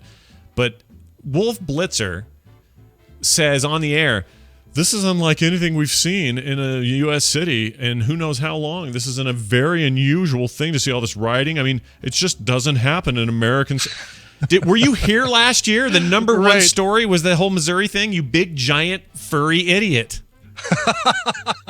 They suck. They suck. Yeah. They suck at their jobs, Brian. They're bad at their jobs. They do. Yeah. Anyway. So, John, it's true that these things are happening. It's not the norm. Yeah, it is not the norm. It's not. It may feel like it because you're watching all of this and you're having it shoved down your throat in that way. It doesn't make it the norm. It makes it a problem. Nor should we expect it. Nor should we say, hey, when we call the police, let's just expect the fact that they're going to bust down the door, throw a tear gas canister in, and cover their ears, cover their nose. I have a buddy who's now undercover drug stuff, but was just a regular old beat cop for a while, and he let me go on a run with him once, and they're just guys trying to do the right thing. I'm telling you, this stuff where it happens, where there is injustice, and I'm not saying there isn't, because there is, but it isn't happening every 5 feet the way your email made it sound. Right. You got to back up a little bit, take a broader view. That's all I'm encouraging here. It'll all be fine. I have an email or a phone call from. Let's hear the phone call. This is from someone talking about the TSA. Hold on, I got to find it. This is Abby, by the way, talking about the TSA. Our good friend Abby, friend of the show. Yeah. And we were talking about trans people at the airport and how that goes, and they're like, oh, that guy's got something in his pocket, but really it was just his wiener or whatever. And he wasn't glad to see us. Whatever. I don't remember what the context was, but here is a call about that. Hey, Scott and Brian, this is Abby. Just wanted to call in about the TSA story that you had. Flying is a very rough thing for transgender people. It's one of the reasons I'm going to be kind of nervous flying out to Nurtacular, but I think I'm going to do it. What I've heard other trans people doing is just you can elect to just have a pat down. That way you don't have to be called out in front of the entire everybody else that's in line. Yeah, just my 2 cents. I'll see you guys in July. Have a good one. Bye. See you then, Abby. So I didn't know you could elect to have a pat down, just like preempt it and say I want to have a pat down. Yep, exactly. You just right at the first checkpoint where you show your driver's license and boarding pass, you can say, I'll go ahead and just go for the pat down or submit for the pat down. I don't know how you say it. I don't know how you say it to where it doesn't sound like, could I please have a pat down? Yeah, it does seem, that's what I guess what I'm saying is it feels so, it's just not natural language, like, right. offering, I don't know, it seems weird, but I guess that's the way to do it. I don't know, the whole whatever, TSA thing is just a pain in the ass. Yeah. One way or the other. Yeah. Whoa, I did not mean to click that. Sorry. But he agrees wholeheartedly. Yeah. But we never had anybody write in who said they worked at TSA to kind of talk about some of these things, even if staying anonymous or anything. Nope. Right? And we've had TSA agents in the past write in about things, but we've not had a single reply to this one. So maybe they just don't know. Maybe the policy isn't clear across the board. Could be. Daryl says in a text, killing dogs was the thing his city made the news for. I guess apparently that dog just recently stuff. last week. Yeah. I'd like to hear more about what that is. Officer shot an unarmed dog. Yeah. Well, these dogs, they need to start packing heat. That's right. When you could pry it out of my cold Chihuahua hands. That's right. If you would like to call in, leave a voicemail of your own, whatever your thoughts may be, 801-471-0462. Here on the comedy show. I like calling it that. By the way, there's a listener of the show who I swear, he says he's never going to listen again. Okay. I think he's still listening because that's what people do when they threaten to never listen again. I think they just listen anyway to see if they get a reaction out of us. So here's his reaction. In the Utah. There you go, buddy. He'll know what I mean. He knows what it's about. So basically, he says he'll never listen again if you play that clip. Yeah, he's upset that I played that clip once and that I hadn't played it since February and that I played it again the other day, and he was going to stop supporting everything I ever do because I played that clip. So By the way, anyway. I forgot to ask you this, and probably, I don't know, good to ask on air or not, but did you get the podcast awards? Did those arrive all right? Oh, they did. I totally forgot to tell you. So I got a question about that. How come they say 20? I would have thought these said 2014 because wasn't it for the previous year? Because the ones we got the year before were from 2013. Right, because those awards were done in January. Since these were done in March, April, I'm thinking that's why they say 2015. They're such weirdos because they change their mind, and what it ends up looking like is that there were no awards we in missed a 2014. year, right. Yeah, but there were. Like, that's just weird. Yes. Anyway, yes, thank you for that. That's No awesome. problem. We Dave, still need Dave to duplicate. Michael, please let's work on. We need some. Yeah, Dave, we got to dupe these so Yes. everybody gets them. Especially the TMS one. I want Brian to have. I'm going to cut it in half. I'm going to get a Sawzall and make it right in half if Dave doesn't Don't get off make his me ass. 3D print my own, Dave Michael. I'll send you a poop emoji. So get on it. All right, that's it. 801-471-0462. The Morning Stream at gmail.com. On Twitter, at Morning Stream, at Scott Johnson, at Coverville. Support us at patreon.com/TMS. That is much appreciated. Frogpants.com/TMS is our website. That's it. Brian, let's do some music and send these people home.